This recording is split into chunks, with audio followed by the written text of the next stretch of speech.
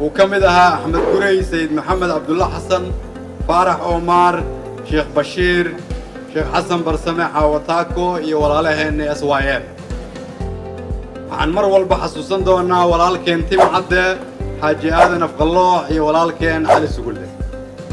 وحنقولي إن حسوسن دونا دبيشي عافمات كقبتي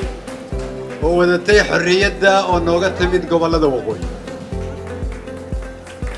اللي هي لبعتنكي جون أو كنتن إزداد جوردي كسو ورقتي مالنتي تاريخ ذا لهيد علن كصوماليا لقيت هاي دول صوماليات أو حرة ماشي أصلا وحي هاي بيرت حرية دا مقالة هرجيسة oo dadkii oo dhan isugu soo baxeen qof walba oo Soomaaliya meel walba joogana farxadii iyo qiiradii iyo Soomaalinimadii iyo wadanimadii iyo reereyntii halkaas isugu yimid waxa laga xasuustaa tixdii taariikhiga ahayd Cabdullaahi Suldaan Timcadde